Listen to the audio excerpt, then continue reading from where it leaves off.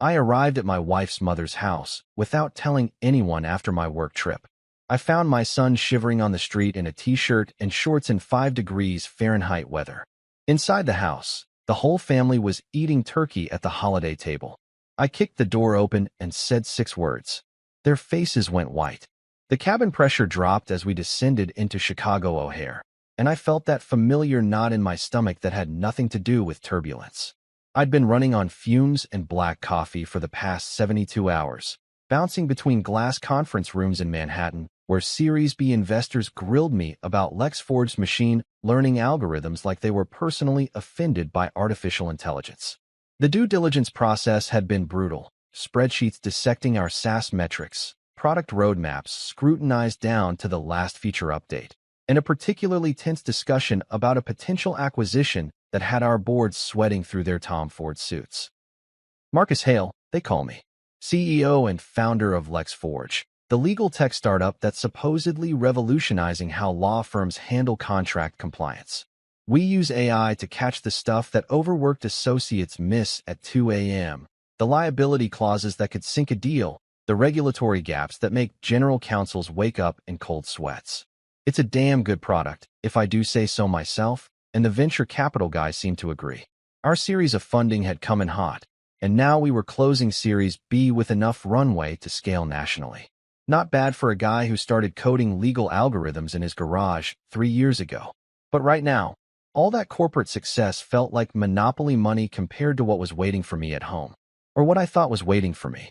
The plane touched down at 4:47 a.m. according to my phone, which had been buzzing with Slack notifications I'd been ignoring since we hit cruising altitude.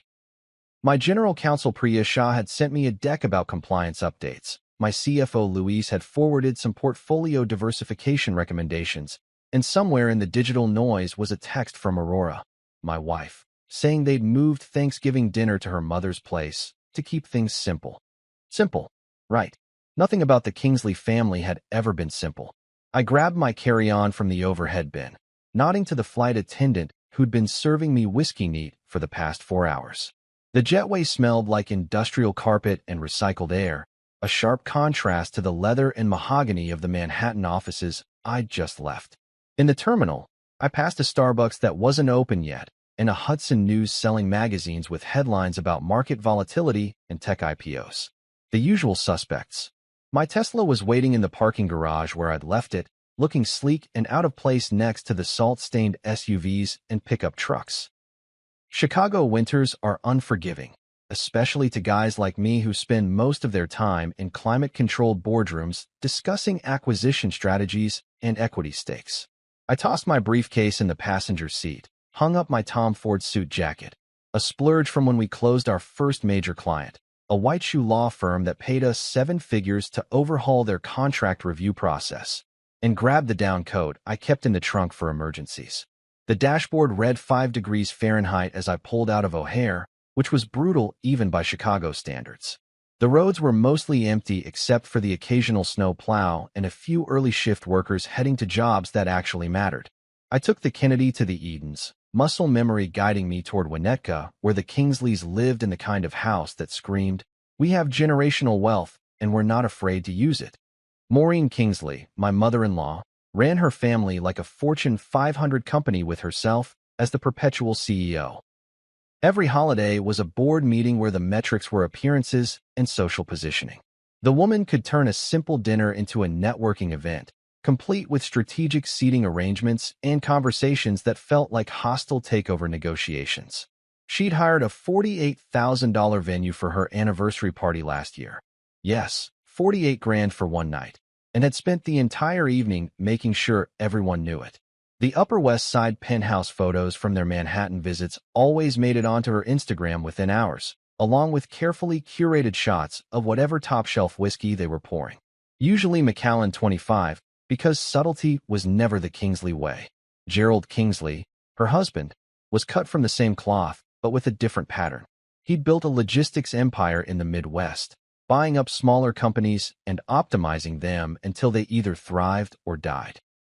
He talked like a private equity playbook, dropping terms like synergy and value creation into casual conversation about the weather. The guy could make ordering pizza sound like a leveraged buyout. And then there was Aurora, caught somewhere between the family she'd grown up in and the life we'd built together. She'd gone to Northwestern Law, worked at a boutique firm doing corporate law, and had the kind of sharp intellect that could dissect a merger agreement like a surgeon. But around her parents, she turned into this version of herself that I barely recognized. Agreeable, deferential, always trying to manage everyone else's expectations. I'd been looking forward to seeing her and Theo, our 8-year-old son who had inherited Aurora's brains and, unfortunately, my stubborn streak. The kid was brilliant, already asking questions about coding and showing an interest in how our legal tech platform worked. He'd sit in my home office sometimes, watching me debug algorithms and asking if computers could really understand law better than people. The GPS guided me off the highway and through the winding roads of Winnetka, past houses that looked like investment portfolios made manifest. This was old money country, where the driveways were longer than most people's mortgages and the property taxes could fund a small startup.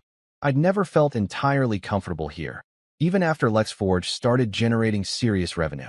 There's a difference between earned wealth and inherited wealth, and the Kingsleys made sure everyone knew which category they fell into. As I turned onto Birchwood Lane, I could see warm lights spilling from the windows of the Kingsley house.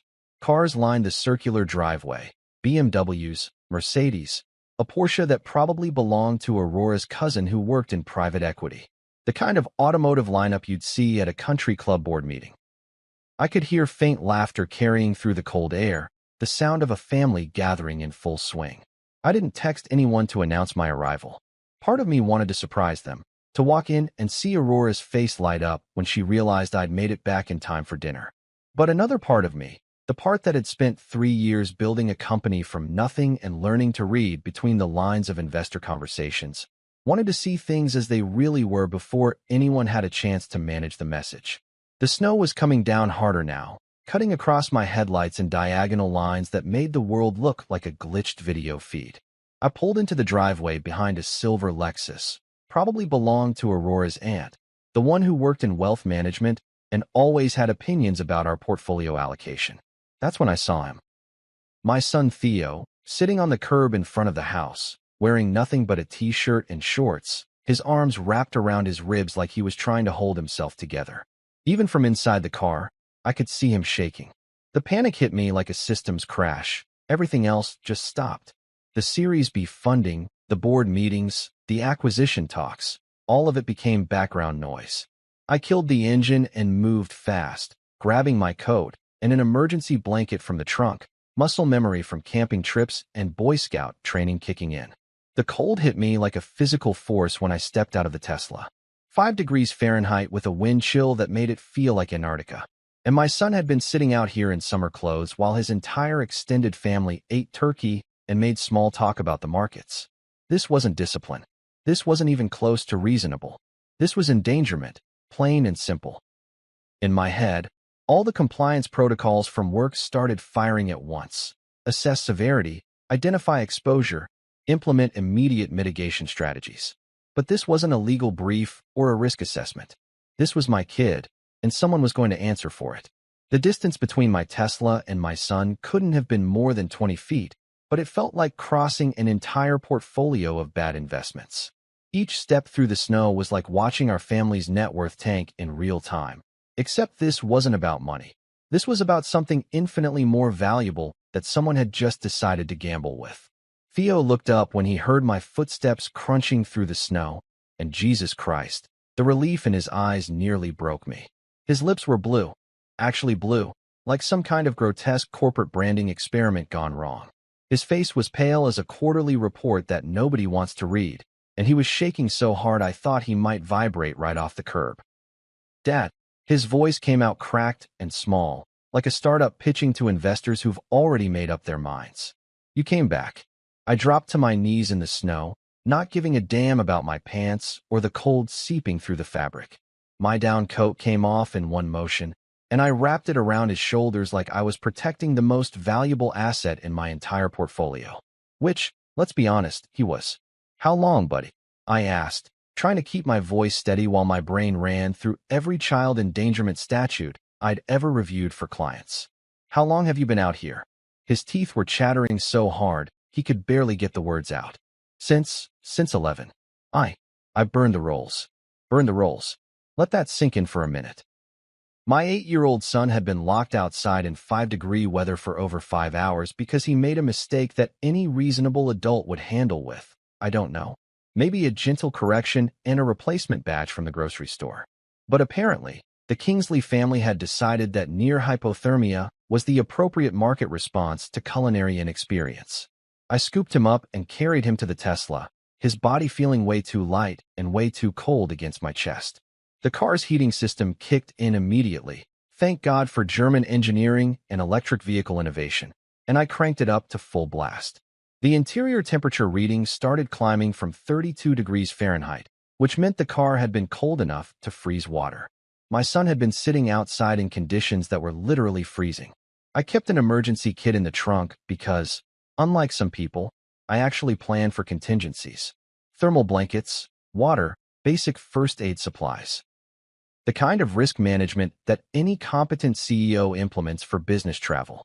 I grabbed a space blanket and wrapped it around Theo's legs, the silver material crinkling like aluminum foil as I tucked it around him.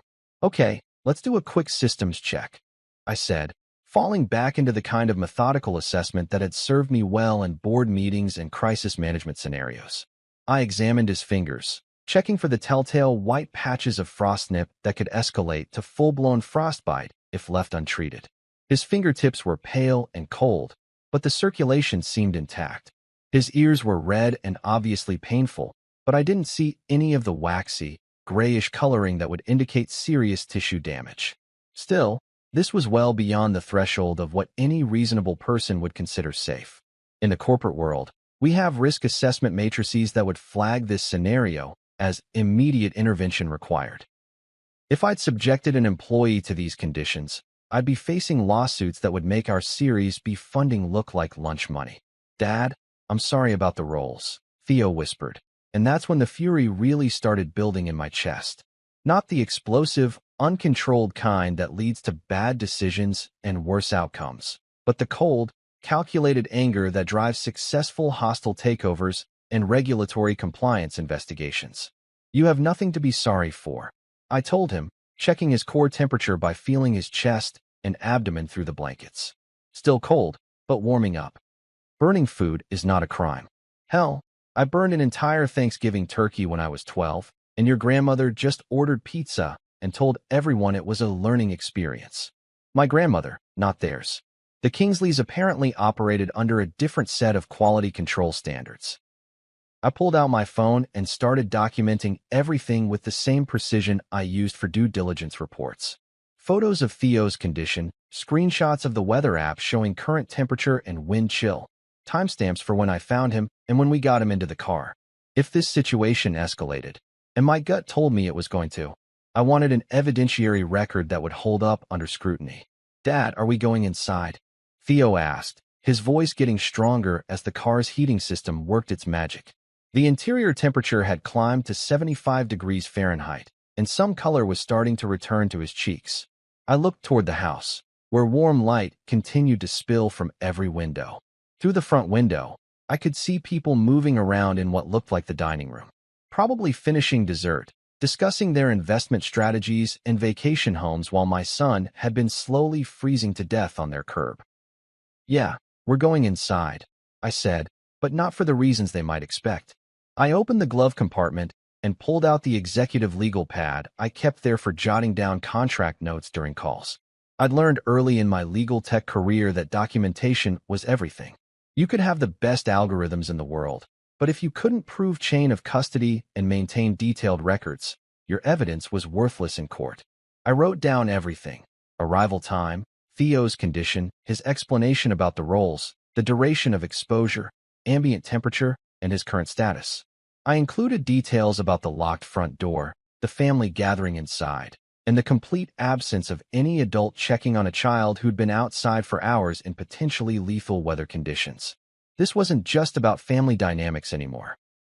This was about negligence that crossed legal boundaries, and I was going to treat it with the same systematic approach I used for corporate investigations. Thorough documentation, careful evidence preservation, and strategic planning for multiple potential outcomes. "Dad, you look really mad," Theo observed, studying my face with the kind of perceptive intelligence that reminded me why I loved this kid so much. "I am really mad," I admitted. "But not at you. Never at you." I helped him out of the car, keeping the emergency blanket wrapped around his shoulders and my arm around his back for additional warmth and support. The snow crunched under our feet as we walked toward the front door, and I could hear the faint sound of conversation and laughter from inside. Piano music, probably Aurora's cousin showing off again with some classical piece that was supposed to demonstrate cultural sophistication. The front door was locked, which I'd expected. I rang the doorbell and waited, listening to the sounds of a happy family gathering while holding my half-frozen son against my side. Footsteps approached from inside, and I heard someone fiddling with the deadbolt. The door opened to reveal Gerald Kingsley himself, looking like he'd stepped out of a private equity Christmas card. Navy blazer, perfectly pressed khakis, a glass of what was probably that damn Macallan 25 in his hand. His face registered surprise when he saw me, then confusion when he noticed Theo wrapped in blankets. "Marcus, we weren't expecting you until tomorrow. Aurora said your board meetings ran long."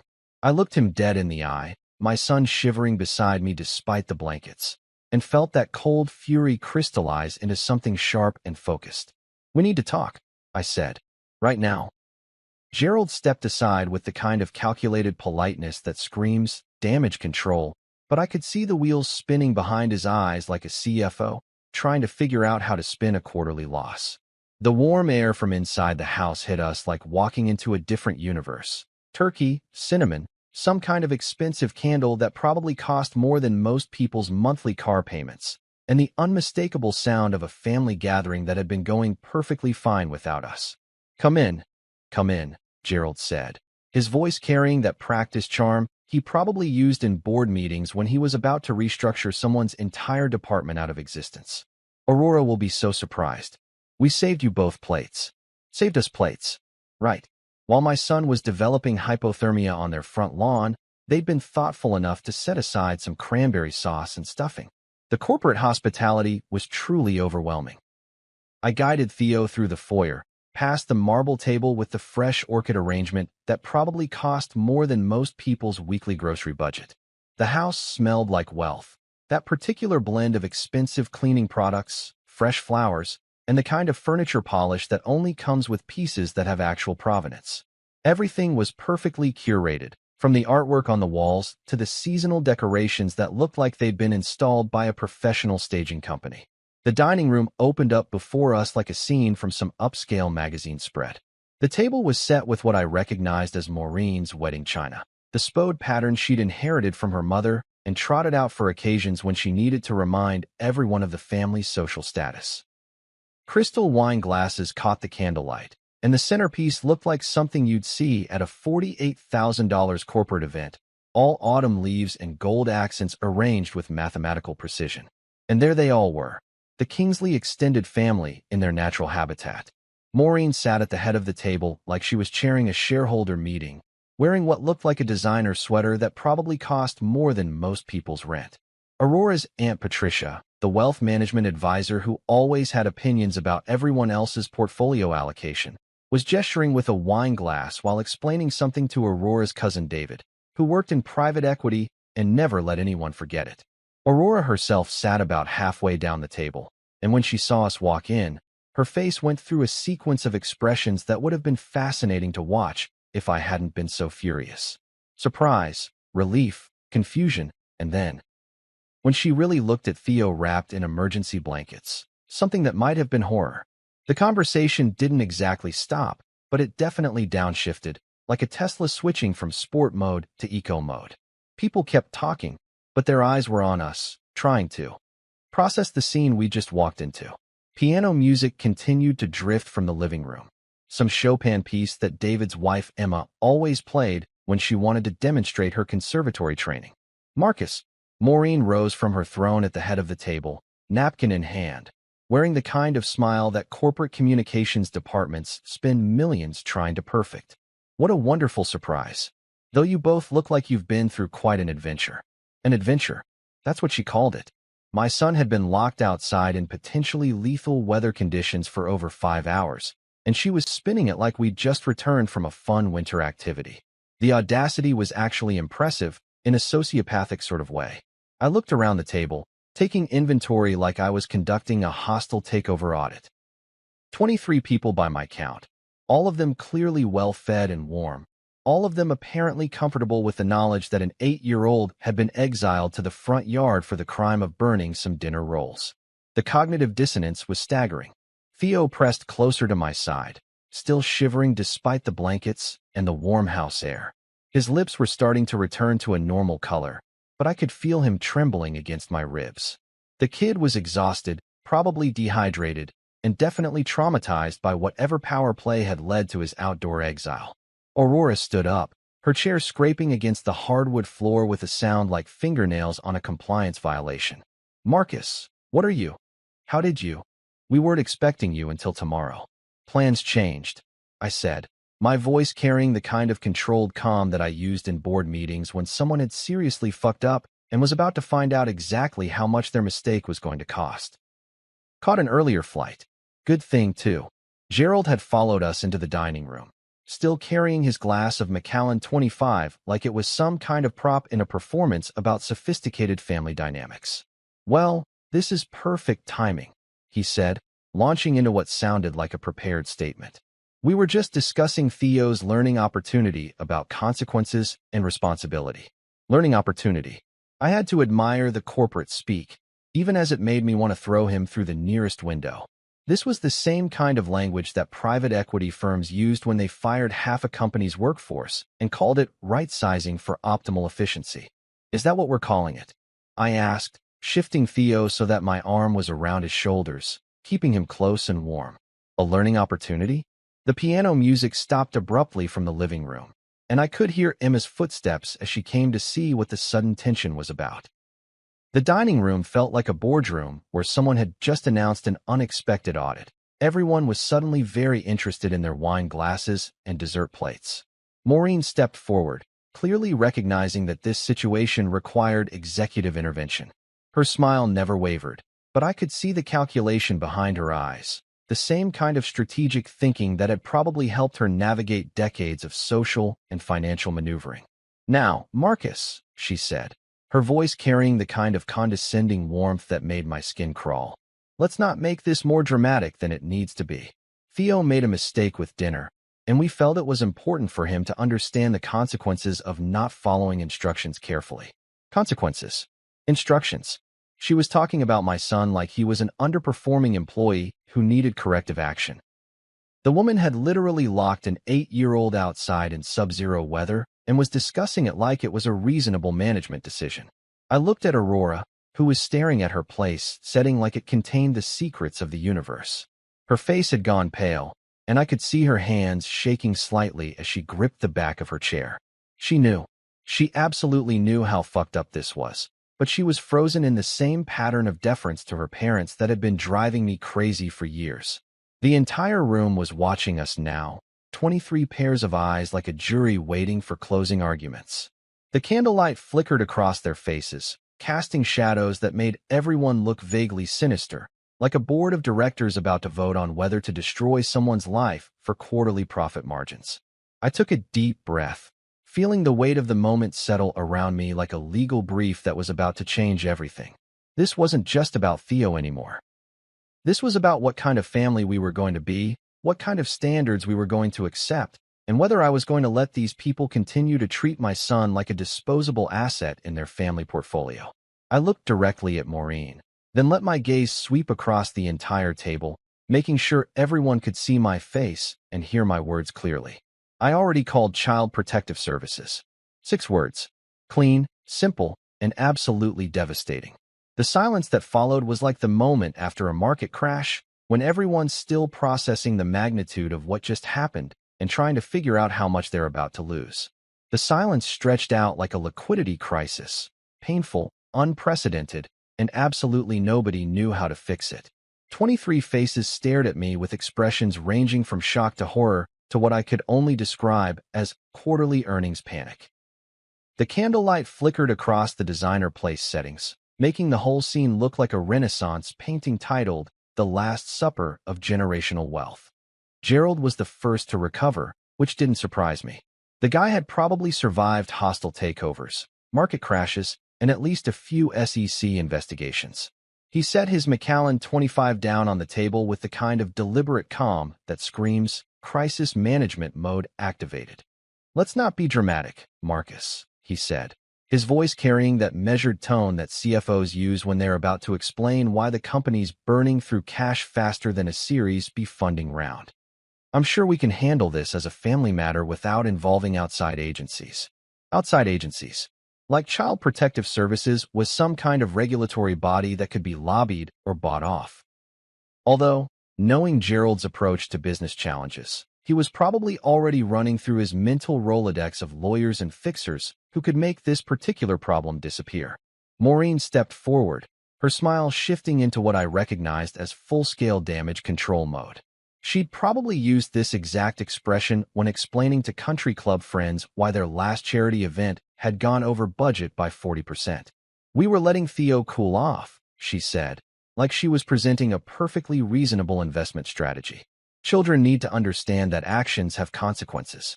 Cool off. In 5-degree weather. For 5 hours. The euphemism was so breathtakingly tone-deaf that I almost had to admire it.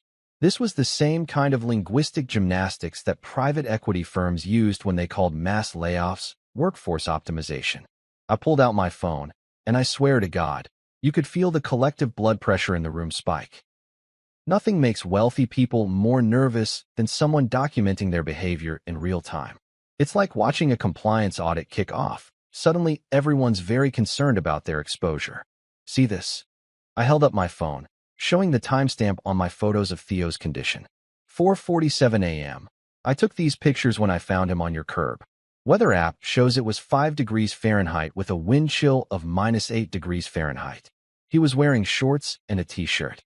I swiped to the next photo. "Here's the locked front door. And here's your security camera." I'm betting the footage shows exactly how long he was out there. The security camera comment hit, like insider trading allegations. Gerald's face went through several color changes, probably calculating the legal implications of having documented evidence of child endangerment stored on his own surveillance system. Nothing quite like having your own risk management protocols turn into a liability assessment. "Marcus, please," Aurora said, her voice carrying the kind of desperate calm that you hear from startup founders when their series of funding just fell through. "Not in front of everyone. Can we talk about this privately?" I looked at her, really looked at her, and felt something break inside my chest. This was the woman who could dissect a merger agreement like a forensic accountant, who'd graduated magna cum laude from Northwestern Law, who could argue constitutional law over dinner and make it sound like casual conversation. But put her in a room with her parents, and she turned into this person who prioritized appearance management over child safety. "That's exactly the point, Aurora," I said, my voice staying level despite the fury building behind my sternum. Everyone watched. Everyone sat here eating turkey while an 8-year-old was developing hypothermia 20 feet away. Patricia, the wealth management aunt, cleared her throat like she was about to deliver a portfolio recommendation. "Marcus, I think you might be overreacting. Children are more resilient than we give them credit for." Overreacting. Right. Because statistical analysis of child mortality rates in sub-zero temperatures was clearly just helicopter parenting taken to extremes. Resilient enough to survive exposure that would kill an adult? I asked. Because that's what we're talking about here. Medical-grade hypothermia. David, the private equity cousin, decided to chime in with what sounded like a prepared statement from his firm's crisis communications team. "Look, Marcus, we all want what's best for Theo. But involving government agencies seems like an unnecessary escalation that could damage everyone's interests." Everyone's interests. Like this was some kind of stakeholder management situation where we needed to balance competing priorities instead of, I don't know, maybe prioritizing the physical safety of a child. The corporate speak was making my head hurt. "You know what damages everyone's interests?" I said, pulling up the photos again. "Documented evidence of child endangerment." Which is exactly what I have here. I swiped to a screenshot I'd taken of the weather warnings. National Weather Service issued a frostbite advisory for tonight. 15 minutes of exposure in these conditions can cause permanent tissue damage. Theo was out there for over 5 hours. The room was so quiet you could hear the stock market crashing. Someone's wine glass clinked against a plate, and it sounded like a gavel in a courtroom. Emma had appeared in the doorway from the living room, still in her concert dress, looking like she'd walked into a board meeting where someone had just announced bankruptcy. Gerald tried another approach, switching from damage control to what looked like negotiation strategy. Marcus, I understand you're upset, but think about this rationally. Theo is fine. Theo is fine because I showed up. I interrupted, my voice cutting through his corporate doublespeak like a hostile takeover announcement. If I'd waited until tomorrow like you expected, we might be having a very different conversation. I could see Maureen's mind working, probably running through the same kind of risk assessment matrix that she used for her investment portfolio. Calculate exposure, identify potential losses, develop mitigation strategies. The problem was, she was treating this like a reputation management crisis instead of what it actually was, a criminal investigation waiting to happen. This is ridiculous, she said, her smile finally cracking around the edges. We're his grandparents. We love him. We would never. You locked an 8-year-old outside in sub-zero weather for 5 hours, I said, each word hitting like a line item in an indictment. Love doesn't enter into it. We're talking about criminal negligence. Aurora's cousin muttered something about family loyalty and consequences building character, but I was done listening to their focused group-tested talking points. These people were treating child endangerment like a difference of opinion about asset allocation. Here's what's going to happen, I said, shifting Theo closer to my side while I pulled up my contacts list. I'm calling our family attorney, Cal Brooks. I'm calling Dr. Nguyen to document Theo's condition. And I'm following through with CPS because this isn't a family matter anymore. It's a legal matter. The dining room felt like a boardroom where someone had just announced a federal investigation. Everyone was suddenly very interested in their dessert plates, probably running through their own exposure calculations and wondering how much this was going to cost them in legal fees and reputation damage. Gerald made one last attempt at executive authority, straightening his blazer like he was about to deliver quarterly results to disappointed shareholders. Marcus, you're making a mistake. Think about what this means for Aurora's career, for your company's reputation. Is this really the hill you want to die on?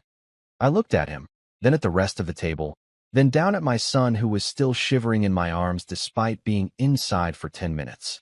The choice was so clear it felt like reading a contract with terms written in 72-point font. Yeah, I said. It is. The dining room had turned into the kind of tense standoff you see in corporate boardrooms right before someone gets escorted out by security. Everyone was frozen in their seats like they were waiting for the quarterly earnings call to officially tank their stock price.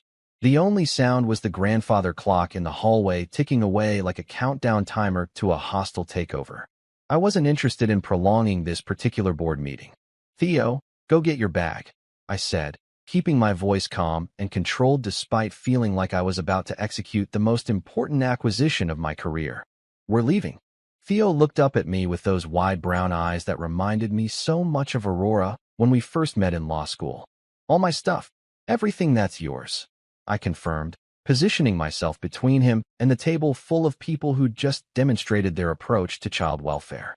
Take your time, buddy. I'll be right behind you. As Theo headed toward the stairs, still wrapped in my emergency blanket like a tiny refugee from a financial disaster, Maureen finally dropped the corporate hospitality act. Her voice turned sharp as a leverage buyout negotiation gone wrong. You don't make decisions here, Marcus, she said, standing up from her chair like she was calling an emergency shareholder meeting to order. This is our house, our family, our rules. I turned to look at her, and I swear I could feel my expression shift into the same mode I used when venture capitalists tried to lowball our Series B valuation. Cool, calculating, absolutely zero room for negotiation. Watch me, I said. The smile I gave her was probably the same one that made competing legal tech startups nervous during acquisition talks. Pleasant on the surface, but with enough underlying steel to cut through a compliance audit. I'd learned that particular expression from watching Gerald himself during business negotiations, actually. Funny how these things come full circle. I followed Theo upstairs, leaving behind a dining room full of people who were probably trying to figure out how to spin this disaster into something that wouldn't end up on the front page of the Chicago Tribune's business section.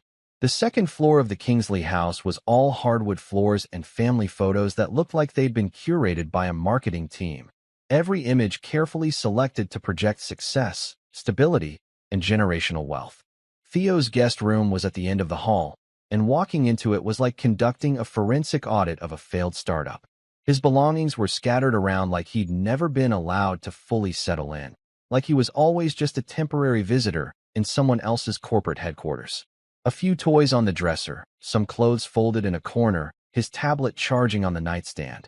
It looked like the room of a kid who'd learned not to get too comfortable. While Theo gathered his things, I pulled out my phone and started executing what I thought of as emergency protocols. First text went to Priya Shah, my general counsel, who was probably somewhere in Manhattan having a civilized post-Thanksgiving dinner that didn't involve child endangerment. Document incident. CPS notified. Prepare emergency filings. Freeze all joint discretionary cards. Priya's response came back within 30 seconds, which was why I paid her enough to afford her own Upper West Side penthouse. On it. Second text went to Cal Brooks, our family attorney, who specialized in the kind of high-net-worth domestic situations that usually involved prenups and asset protection rather than criminal negligence. Emergency custody situation developing. Need immediate consultation. Cal's reply was equally efficient, standing by. Send details. Third text went to my private banker at JP Morgan Private Bank, where we kept our liquid assets and had established various trust structures back when LexForge started generating serious revenue. This was where things got interesting from a financial firewall perspective. Execute emergency trust transfer per prenup addendum 7.3. All education funds into irrevocable structure. Effective immediately. The response was a simple confirmation code, which meant that within the next hour, a significant portion of our liquid assets would be locked into an irrevocable education trust for Theo that Aurora couldn't touch without court approval. The prenuptial agreement we'd signed had included provisions for exactly this kind of scenario, protection of assets in case of domestic instability that could affect our child's welfare. I'd learned about financial firewalls the same way I'd learned about computer security, by assuming the worst-case scenario and building systems to contain damage. In corporate terms, we were implementing crisis management protocols to protect critical assets while minimizing exposure to hostile actors. Fourth text went to our accountant, because when you're dealing with family court situations, documentation and financial transparency become crucial. Family emergency. Need all account statements and tax docs for emergency custody filing. While I was orchestrating this financial extraction, Theo was stuffing clothes into his Star Wars backpack with the kind of methodical efficiency that reminded me he was definitely my kid. No drama, no questions, just getting the job done. The resilience was both heartbreaking and impressive. "Dad, should I take my books?" he asked, holding up a stack of coding manuals and science fiction novels that were way above grade level. The kid was reading Isaac Asimov and trying to understand machine learning algorithms, while his classmates were still struggling with multiplication tables. "Take everything that's important to you," I said, helping him pack, while keeping one ear tuned to the sounds from downstairs. I could hear voices rising and falling like a contentious board meeting where everyone was trying to talk over each other. Footsteps on the stairs announced that someone was coming to check on our progress, and I wasn't surprised when Gerald appeared in the doorway. He'd shed the dinner party host persona and was now operating in full CEO crisis mode, sleeves rolled up, jaw set, ready to negotiate his way out of a public relations nightmare. "Marcus, we need to talk," he said, blocking the doorway like he was trying to prevent a hostile takeover from accessing the building. Man to man, business to business. I straightened up from helping Theo pack, and I could feel my expression shift into the same mode I used during contentious contract negotiations. Business to business? I repeated, "Is that what we're calling child endangerment now?" Gerald stepped into the room, lowering his voice like he was sharing insider trading information. "Look, I understand you're upset. But think about the bigger picture here. Aurora's career at the firm, your company's reputation, the family's standing in the community. Do you really want to destroy all of that over a misunderstanding?" "A misunderstanding. Right. like accidentally shorting your own stock instead of buying it, like confusing a merger with an acquisition, like mistaking child abuse for appropriate discipline.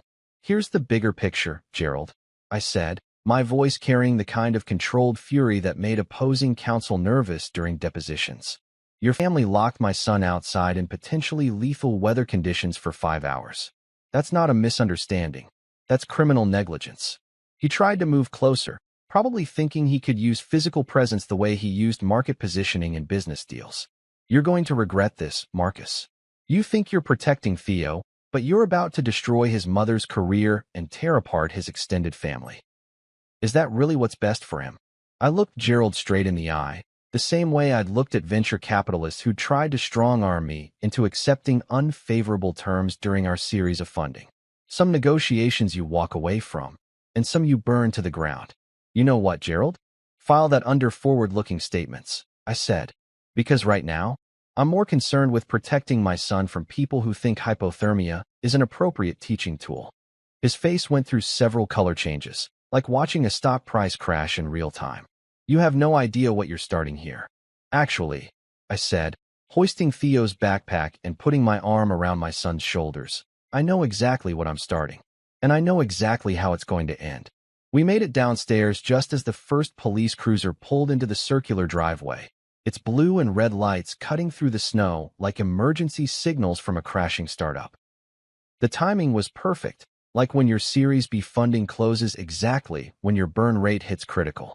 Through the front windows, I could see a second vehicle arriving behind the squad car, probably the CPS caseworker I'd specifically requested when I made the call from the Tesla. The dining room had transformed into something that looked like a crisis management war room. Everyone was huddled around the table in intense conversation, probably trying to coordinate their messaging like a corporate communications team dealing with a leaked SEC investigation. The elegant Thanksgiving dinner had devolved into damage control, with half-empty wine glasses and abandoned dessert plates scattered across Maureen's perfect china like evidence of a boardroom coup. Gerald was pacing by the windows, his phone pressed to his ear, probably calling his attorney or maybe his crisis management consultant. The guy who'd spent decades acquiring and dismantling companies was finally facing a hostile takeover he couldn't control through leverage and market manipulation. Aurora sat at the table looking like a CFO who'd just discovered a massive accounting discrepancy in the quarterly reports.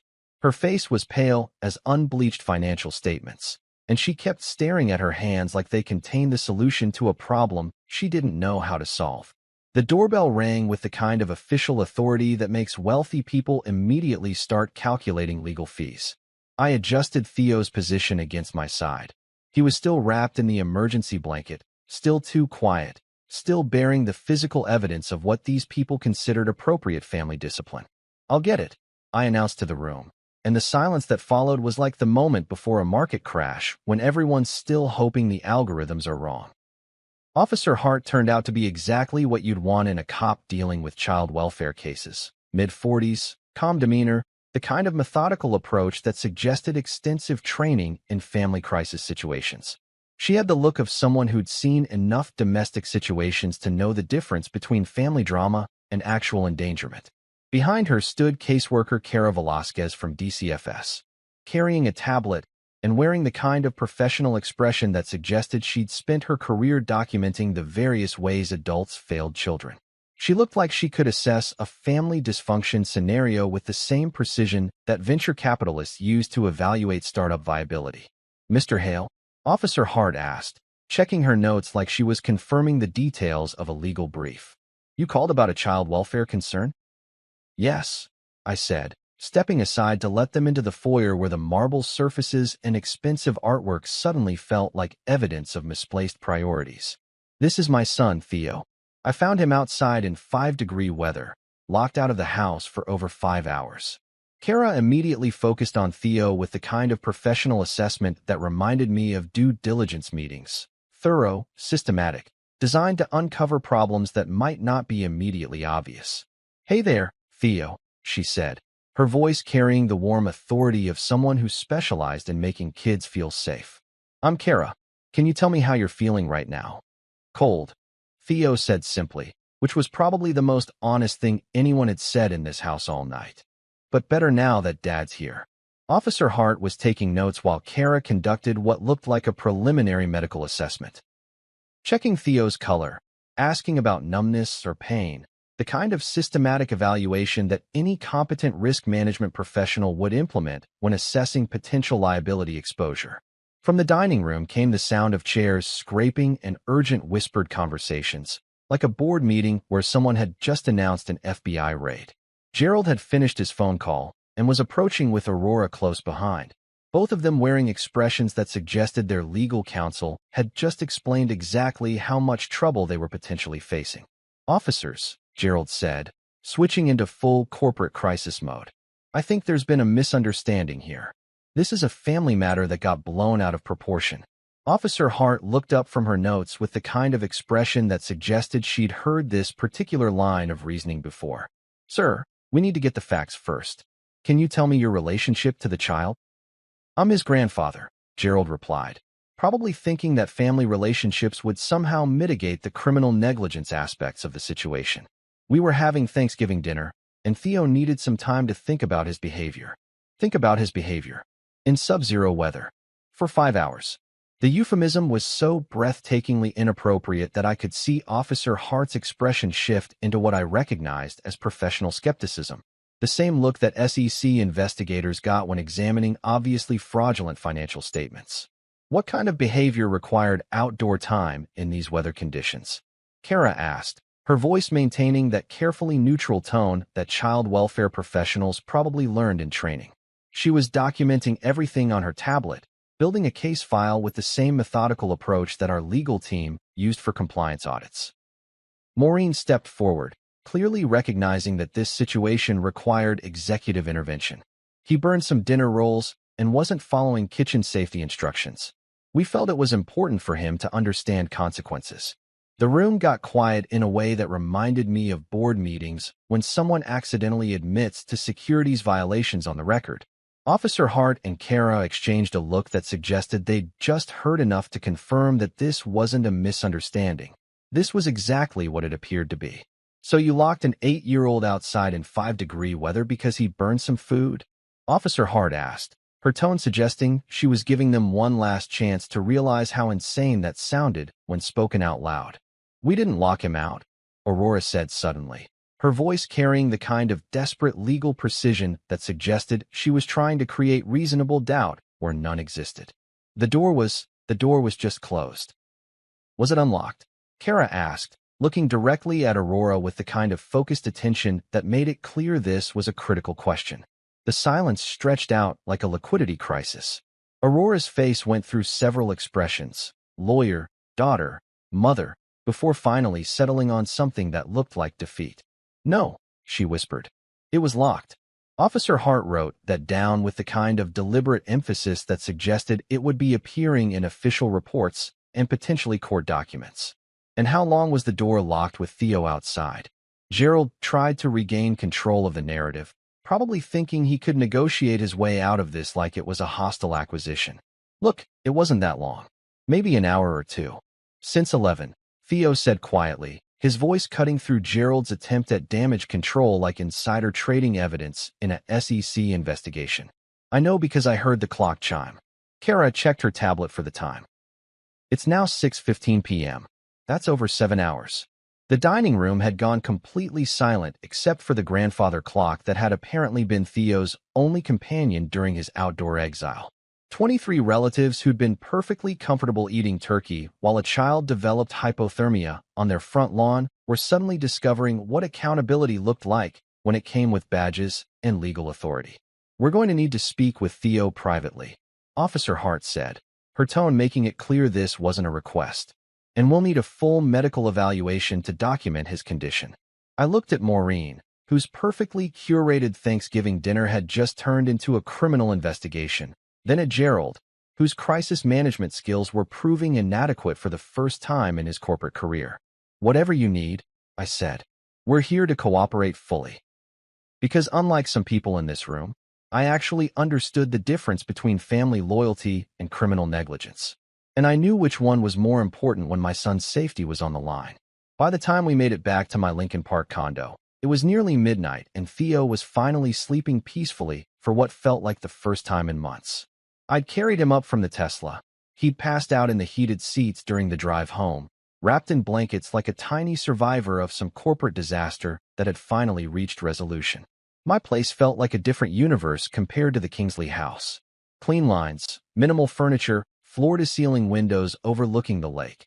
The kind of space that actually felt designed for living rather than impressing potential investors at dinner parties.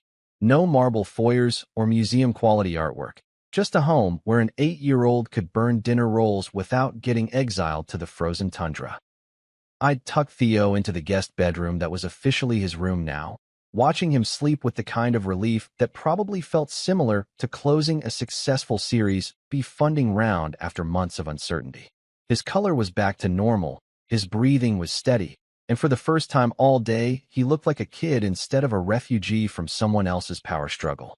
The kitchen island had become my makeshift command center, laptop open, documents spread across the granite surface like I was conducting the most important board meeting of my career.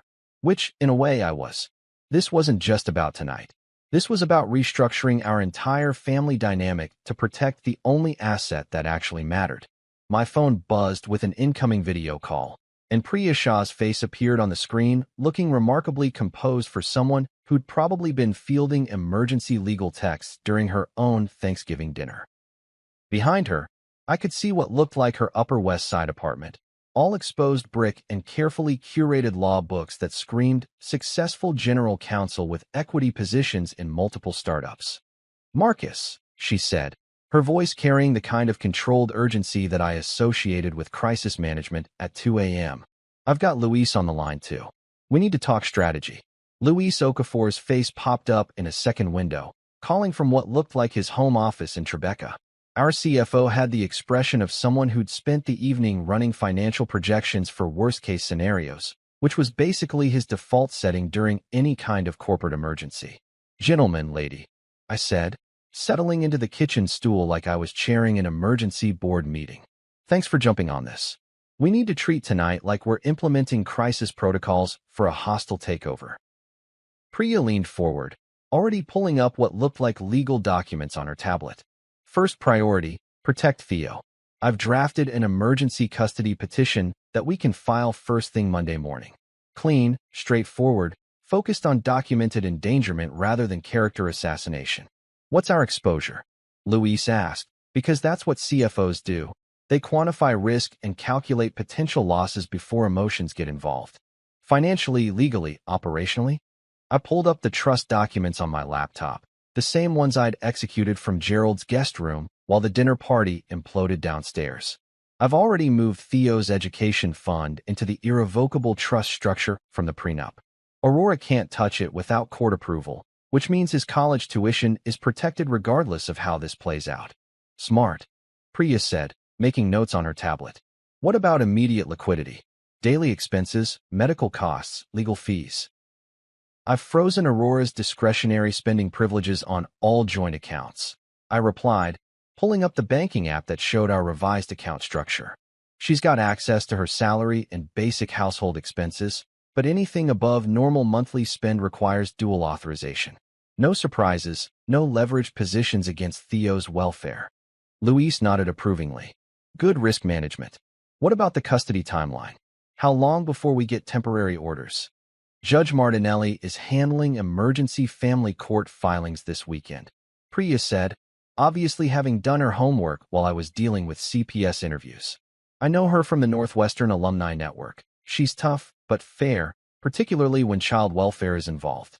If we file clean documentation Monday morning, we could have temporary custody orders by Wednesday." "And Aurora?" I asked, because despite everything that had happened tonight, she was still Theo's mother and my wife. "What's her legal position?" Priya's expression shifted into the kind of careful neutrality that lawyers use when delivering bad news to clients. "Complicated. She was present during the endangerment, failed to intervene, and has a pattern of deferring to her parents' judgment even when it conflicts with child safety. Her best option is voluntary compliance with supervised visitation pending family therapy." "Which brings us to the Kingsleys," Louise said, his voice carrying the tone he used when discussing underperforming portfolio companies. What's their play here? Do they fight or do they settle? I thought about Gerald's threats in the guest room, Maureen's damage control attempts, the way they tried to spin criminal negligence as family discipline. They'll fight, I said. Gerald doesn't know how to lose gracefully, and Maureen thinks this is a reputation management crisis instead of a criminal investigation. Then we need to be prepared for scorched earth tactics, Priya warned. Character assassination, financial attacks, probably attempts to undermine LexForge's business relationships. They'll try to make this about your fitness as a parent rather than their endangerment of Theo. Luis pulled up what looked like financial projections on his screen. Speaking of LexForge, how do we protect the company? If this gets ugly, they might try to attack our client relationships or investor confidence. Already handled, I said, feeling the kind of strategic satisfaction that came from successful crisis planning. Our Series B closed yesterday, which means we've got 18 months of runway regardless of external pressures. Our board knows about the family situation and supports our position. And frankly, CEO protects child from endangerment isn't exactly the kind of scandal that hurts legal tech companies. What about Aurora's law firm? Priya asked. Corporate legal careers don't usually survive family court scandals. That was the part that actually hurt. Aurora had worked damn hard to build her practice, representing startups and growth companies in complex transactions. She was good at her job, respected by her clients, on track for partnership at a boutique firm that specialized in venture capital work. But her inability to prioritize child safety over family loyalty was about to cost her everything she'd built. She'll have to figure that out, I said, which sounded cold but was actually the most compassionate position I could take. I can't protect her career and Theo's safety at the same time, and I know which one matters more. Luis nodded, making notes on what looked like a project management spreadsheet. So our action items are: file emergency custody petition Monday, medical documentation from Dr. Nguyen, freeze all discretionary financial access, coordinate with CPS on ongoing investigation, and prepare for extended litigation if the Kingsleys decide to fight. One more thing, I said, reaching for the bottle of Macallan 25 that I kept on the top shelf for occasions that actually warranted 25-year-old scotch. We need to document everything. Every interaction, every conversation, every attempt at intimidation. If this goes to court, I want a paper trail that would make SEC investigators proud. I poured 3 fingers of whiskey into a crystal tumbler, the amber liquid catching the kitchen lights like liquid gold. The scotch had been a gift from our Series A lead investor, saved for celebrating major milestones. Protecting my son from hypothermia seemed like exactly the kind of milestone worth commemorating.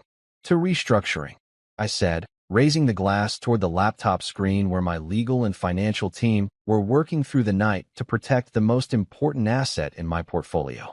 To restructuring, Priya and Luis replied in unison, probably toasting with whatever they had handy in their respective apartments. I took a sip of the Macallan, feeling the warmth spread through my chest like the satisfaction of closing a deal that everyone said was impossible. Down the hall, Theo was sleeping safely in his own bed, in his own home, protected by legal and financial firewalls that would keep him safe regardless of what the Kingsleys tried to pull.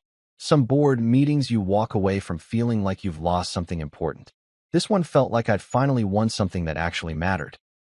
Family court at 9 a.m. on a Monday felt like the world's most depressing board meeting, except instead of discussing quarterly projections and market penetration strategies, we were litigating whether locking an 8-year-old outside in sub-zero weather constituted child endangerment.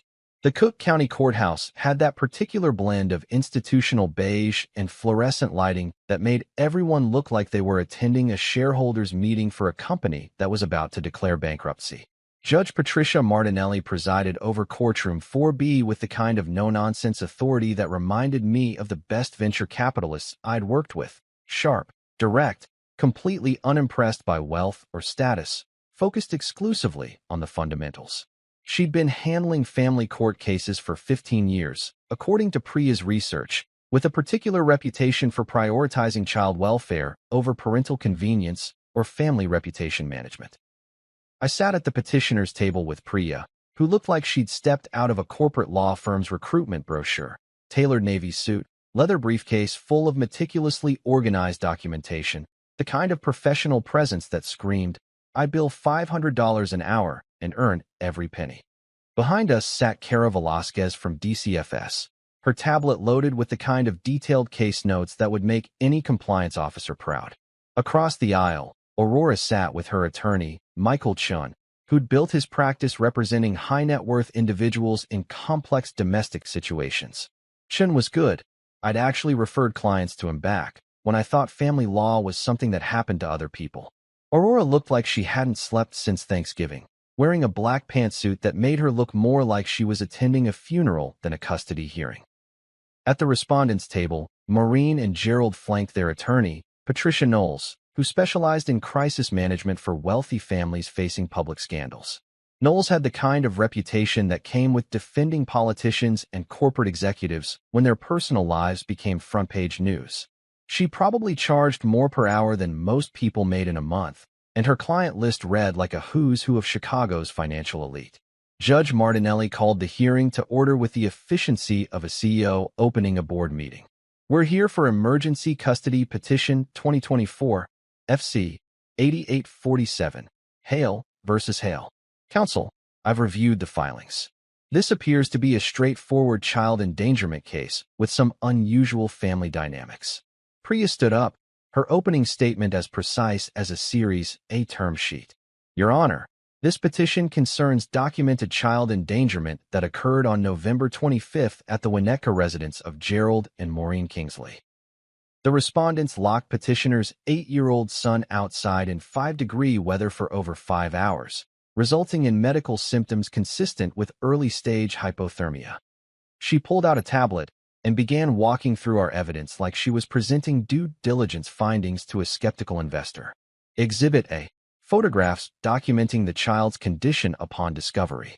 Exhibit B. Weather service data confirming temperature and wind chill. Exhibit C. Medical evaluation from Dr. Elizabeth Nguyen documenting physical symptoms. Exhibit D. DCFS incident report and initial findings. Judge Martinelli reviewed each exhibit with the kind of methodical attention that reminded me of investors examining financial statements for red flags. Her expression grew increasingly grim as she worked through the documentation, particularly when she reached Dr. Nguyen's medical report. "Ms. Knowles," the judge said, looking across at the Kingsley's attorney, "I'm hoping you have some compelling explanation for why your clients felt that sub-zero exposure was an appropriate disciplinary measure." Knowles stood up, clearly recognizing that she was defending the corporate equivalent of insider trading. Technically possible, but morally indefensible. "Your Honor, my clients maintain that this was a brief timeout that was extended due to miscommunication. They had no intention of endangering the child and deeply regret any distress this situation may have caused." "Miscommunication," Judge Martinelli repeated, her tone suggesting she'd heard more convincing explanations from tax evaders. "For over 5 hours. In weather conditions that posed documented risk of frostbite and hypothermia." Gerald started to stand up, probably thinking he could negotiate his way out of this like it was a hostile acquisition, but Knowles quickly gestured for him to sit down. "Smart move. Family court judges don't typically appreciate unsolicited input from defendants who think child endangerment is a manageable public relations crisis." "Your Honor," Chin said, rising to address the court on Aurora's behalf, "my client acknowledges that serious errors in judgment occurred. She's prepared to enter into a voluntary agreement for supervised visitation and family therapy pending resolution of underlying issues." Judge Martinelli turned her attention to Aurora, studying her with the kind of focused assessment that venture capitalists used when evaluating founder competency. "Mrs. Hale, you're an attorney yourself, correct? You understand the legal implications of child endangerment." Aurora's voice was barely audible when she replied, "Yes, Your Honor." "And you were present when your son was locked outside?" "Yes, Your Honor." "Did you attempt to intervene or bring him inside?" The silence stretched out like a liquidity crisis. Aurora's face went through several expressions before she finally answered, "No, Your Honor. I should have, but I didn't." That admission hit the courtroom like insider trading evidence in an SEC investigation. Judge Martinelli made notes on her legal pad, while Knowles probably calculated how much this was going to cost her clients in reputation damage and legal fees. Dr. Nguyen. Judge Martinelli called, looking toward the back of the courtroom where our pediatrician sat ready to testify. Can you summarize your medical findings? Dr. Nguyen approached the witness stand with the kind of professional demeanor that made me grateful we'd built a relationship with her through 3 years of Theo's regular checkups. She was the kind of physician who treated medicine like engineering, precise, evidence-based, completely unimpressed by wealth or status. The child presented with symptoms consistent with prolonged cold exposure, she testified, referring to her notes like she was presenting clinical trial data. Skin pallor, decreased core temperature, early signs of frostnip on fingers and ears. Additionally, I documented older bruising on his arms and legs that suggests a pattern of physical discipline. The older bruising comment sent a visible shock through the courtroom. Gerald's face went white as a quarterly loss report, and Maureen looked like she'd just discovered that her investment portfolio had been built on fraudulent assets. In your professional opinion, Judge Martinelli asked, was this child in immediate physical danger? Yes, Dr. Nguyen replied without hesitation. Continued exposure in those conditions could have resulted in serious frostbite, hypothermia, or worse.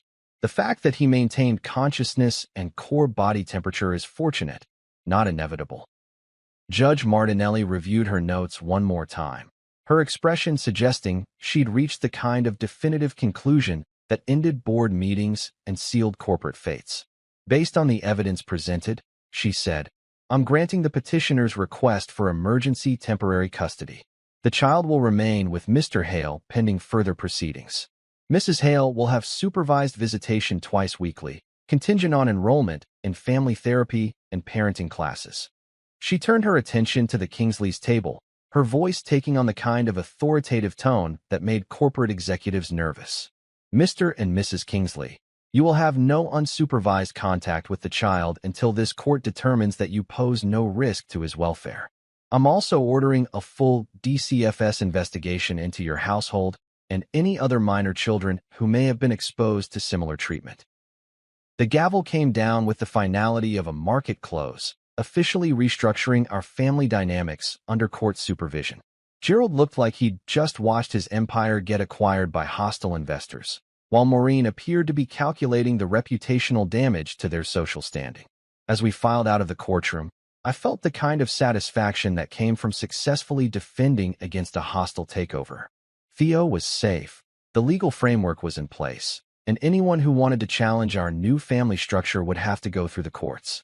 Sometimes the best acquisitions are the ones where you gain control of the only asset that really matters. A week after the custody hearing, our Series B officially closed at a $45 million valuation, which should have felt like the kind of milestone that warranted champagne and celebratory dinners at $48,000 venues. Instead, I was sitting in Lexford's conference room overlooking the Chicago River, explaining to our board of directors why their CEO had spent the past week in family court instead of focusing on scaling our legal tech platform to capture market share before competitors moved in. The board meeting felt different this time. Usually, these sessions were all about growth metrics, customer acquisition costs, and runway optimization. The standard venture capital theater where everyone pretended that hockey stick projections were actually achievable if you just threw enough machine learning algorithms at contract compliance problems. Today, there was an underlying tension that reminded me of damage control sessions after a data breach or regulatory investigation. Sarah Hoffman, our lead investor from Beacon Ventures, opened the discussion with the kind of diplomatic directness that made her one of the most successful Series B specialists in the Midwest. Marcus, we're obviously supportive of your family situation, but we need to understand any potential impact on company operations or market positioning. I looked around the table at the people who'd bet their funds' capital on my ability to revolutionize legal technology. Tom Chun from Azure Capital, whose portfolio included 3 unicorn startups and who'd personally written the largest check in our funding round. Elena Rodriguez from Techstars, who'd been tracking our progress since we were operating out of my garage. David Park, our independent board member, who'd built and sold 2 legal tech companies before joining us as an advisor. Fair question. I said, pulling up the quarterly metrics on the conference room monitor. Our customer retention rate is 94%. We've closed 3 enterprise deals in the past month, and our AI accuracy scores are outperforming every competitor in the contract analysis space. The family situation hasn't impacted company performance. If anything, it's reinforced why our mission matters. Tom leaned forward, his expression carrying the kind of focused intensity that venture capitalists deployed when they sense potential liability exposure. How so? We build systems that protect people, I replied, thinking about the systematic approach I'd use to document Theo's endangerment and build an evidentiary case that would hold up under legal scrutiny. Compliance protocols, risk assessment, evidence preservation. That's exactly what I've been living for the past week. Our technology exists to catch the problems that human oversight misses. I just applied those same principles to protect my son. Sarah nodded, making notes on her tablet. The board voted unanimously to support your position. What we need to know is whether there's any ongoing risk to the business from family-related litigation or reputation issues. I'd been expecting this question, and I'd prepared for it the same way I prepared for due diligence sessions. Comprehensive documentation, clear risk assessment, multiple scenario planning. The legal situation is contained, I said, pulling up the custody timeline that Priya had developed. Temporary custody orders are in place. DCFS investigation supports our position, and any attempts at retaliation will be handled through existing legal channels. What about Aurora's family? Elena asked. The Kingsleys have significant business connections in Chicago. Any risk of them targeting LexForge or our client relationships? That question hit at the heart of what I'd been planning since the custody hearing. Gerald and Maureen weren't the type to accept defeat gracefully. They'd spent decades using financial leverage and social pressure to get their way. But I'd learned something important during my years building LexForge. Sometimes the best defense against hostile actors is to remove their ability to operate from positions of strength.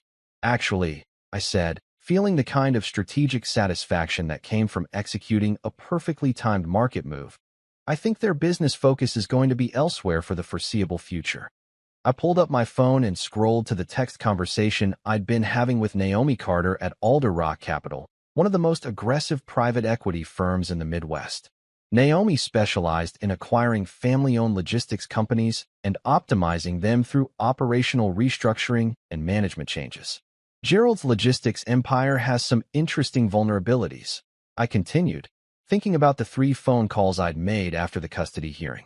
Turns out, when you spend decades intimidating suppliers and treating employees like disposable assets, it creates the kind of operational inefficiencies that attract private equity attention. Tom's eyebrows went up. You're targeting his business? I'm not targeting anything, I said, which was technically true. I simply made some introductions to people who specialize in identifying undervalued logistics companies that could benefit from better governance and worker protections.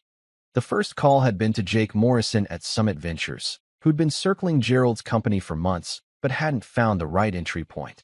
I'd mentioned, casually, during a conversation about supply chain management in legal tech, that Kingsley Logistics might be facing some leadership transitions that could create acquisition opportunities.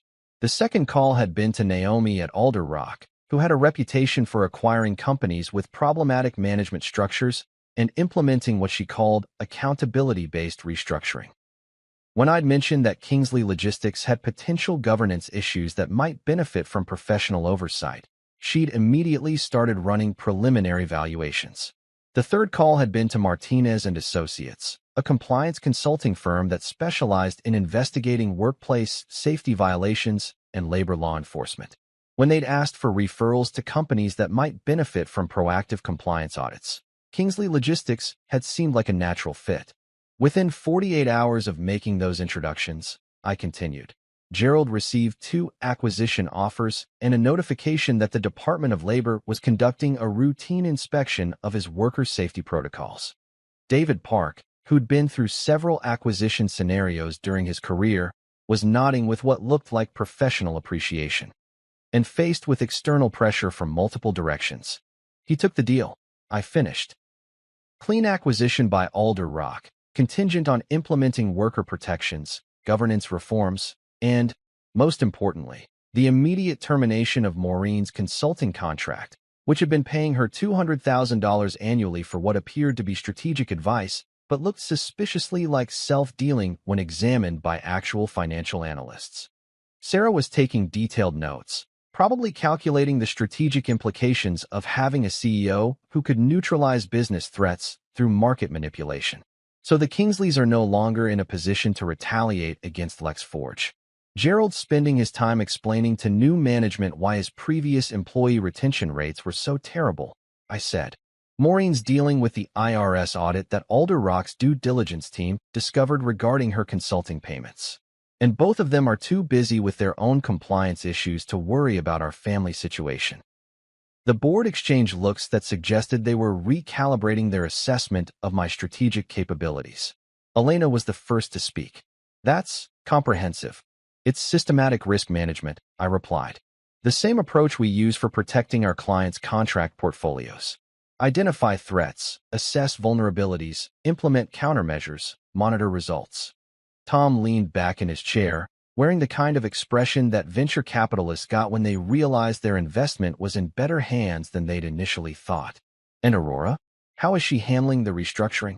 That was the question I'd been dreading, because unlike Gerald and Maureen's business empire, Aurora's situation wasn't something I could fix through strategic market moves. She's starting therapy, I said. Both individual and family counseling. She's also taking a leave of absence from her law firm to focus on meeting the court's requirements for supervised visitation. That's got to be difficult, Sarah said, and I could hear genuine sympathy in her voice. Giving up partner track at a boutique firm. She's not giving it up, I clarified. She's postponing it. The firm's being supportive. They understand that family crises happen, and they value her long-term potential more than short-term billable hours. Which was mostly true. Aurora's managing partner had been surprisingly understanding when she'd explained the situation, probably because the alternative was having a family court scandal associated with their corporate law practice. They'd structured her leave as a sabbatical for personal development, which would look better on her resume than suspended pending resolution of child endangerment investigation. So where does this leave us operationally? Elena asked, bringing the conversation back to business fundamentals. I pulled up our quarterly projections, feeling the familiar satisfaction of reviewing metrics that actually mattered.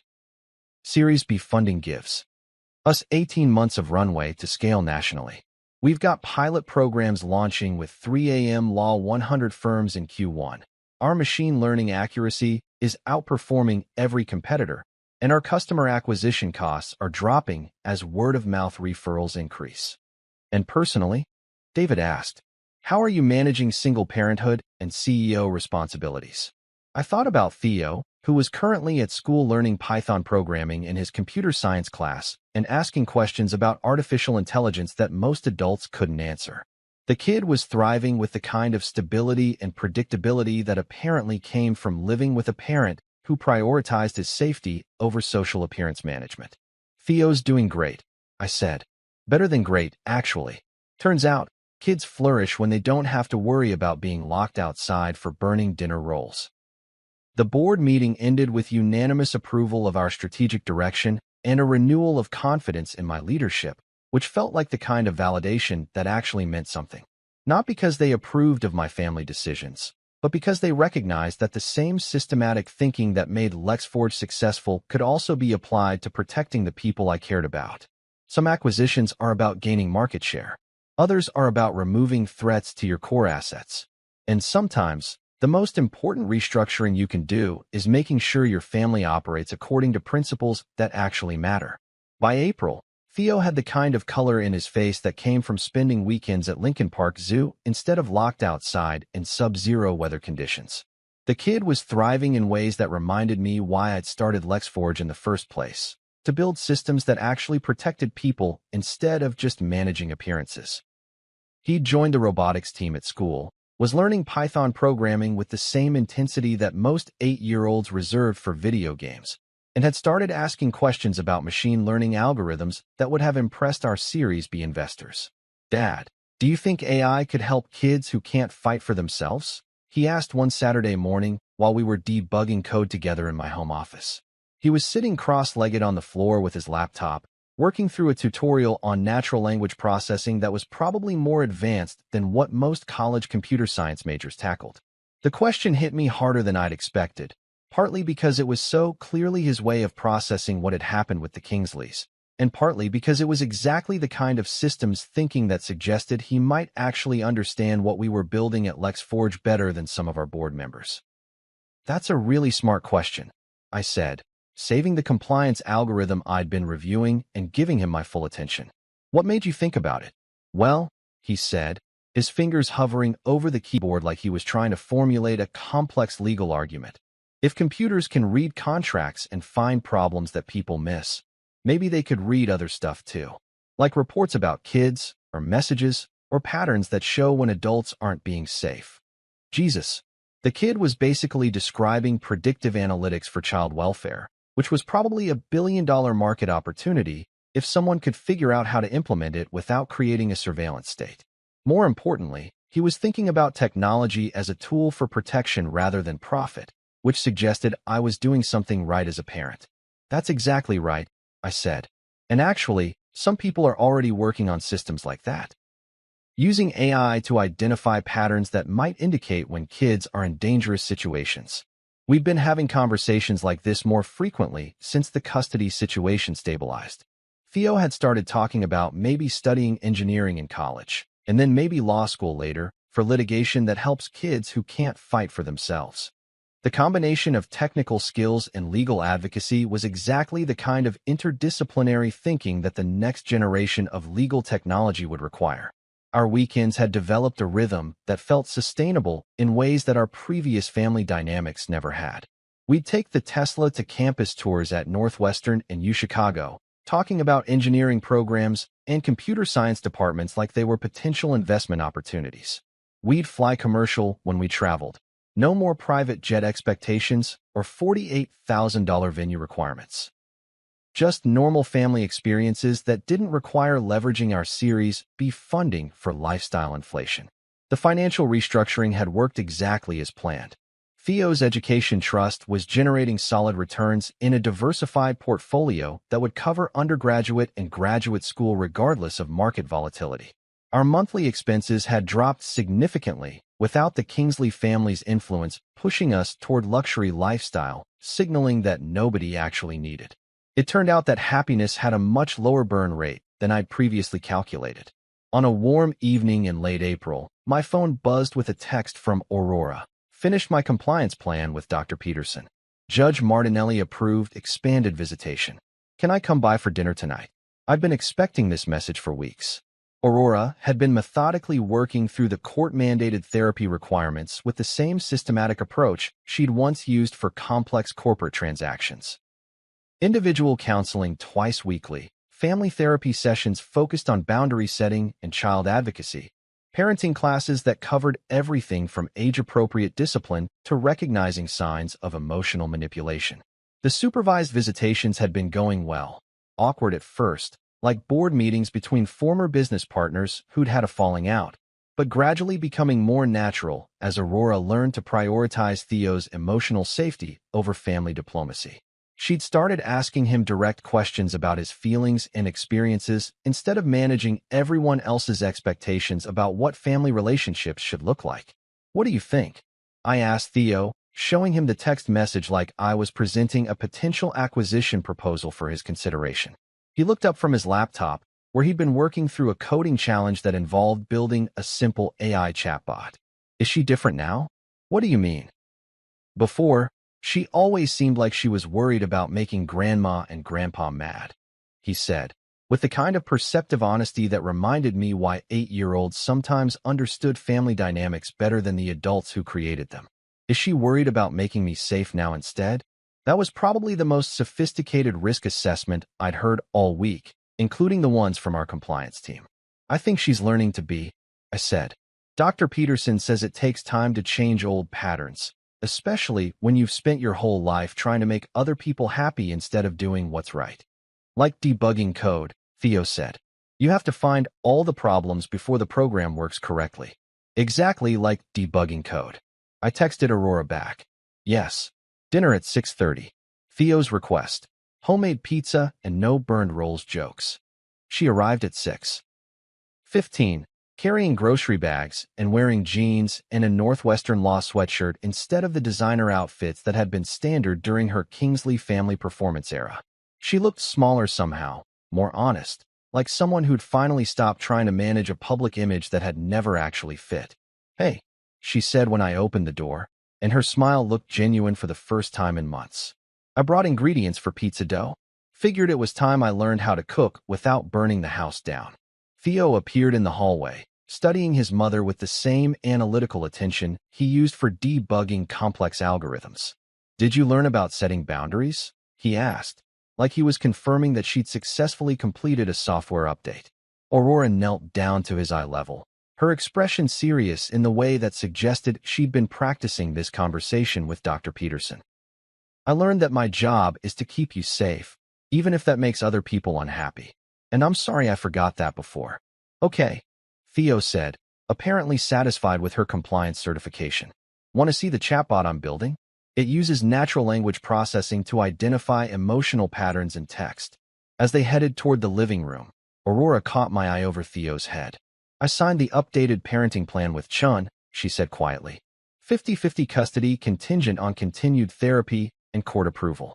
No unsupervised contact with my parents until they complete their own family counseling program, which they would never do because Gerald and Maureen were too busy dealing with the operational restructuring at Kingsley Logistics and the IRS investigation into Maureen's consulting contract to focus on acknowledging their parenting failures. But that was their choice to make. We made pizza dough from scratch, and Aurora only burned one batch of breadsticks, which Theo declared acceptable kitchen learning outcomes, with the kind of technical precision that made me proud of his systematic thinking. We talked about his robotics team, her therapy progress, and LexForge's expansion into new markets for legal AI applications. After dinner, we sat on the couch while Theo demonstrated his chatbot, which was surprisingly sophisticated for something an 8-year-old had built using online tutorials and sheer determination. Aurora asked intelligent questions about the machine learning components, and I could see her starting to understand why our son was so excited about the intersection of technology and social justice. "Dad," Theo said when Aurora was getting ready to leave, "what did you whisper to the police officer that night, besides the 6 words about calling CPS?" I looked at Aurora, who nodded like she was ready to hear whatever truth I'd been carrying since Thanksgiving. "I told Officer Hart that this wasn't about punishment or revenge," I said. "I told her this was a restructuring, not of money or business relationships, but of our family, to make sure the most important person in our portfolio was actually protected." Theo considered this with the same analytical approach he used for complex coding problems. "Good," he said finally. "We needed a better operating system." After Aurora left, I tucked the bottle of Macallan 25 back on the top shelf of the kitchen cabinet. Some whiskey you save for celebrating successful Series B funding rounds or major client acquisitions. But the really good stuff, that's for moments when you realize you've successfully debugged the most important algorithm in your life. The family restructuring was complete. New governance protocols, improved risk management, better allocation of resources toward assets that actually mattered. And for the first time since I'd started LexForge, the metrics that counted most weren't about market share or customer acquisition costs. They were about making sure an 8-year-old genius felt safe enough to ask big questions about using technology to protect people who couldn't protect themselves. Which, when you really thought about it, was exactly the kind of mission-driven business model that led to sustainable long-term growth.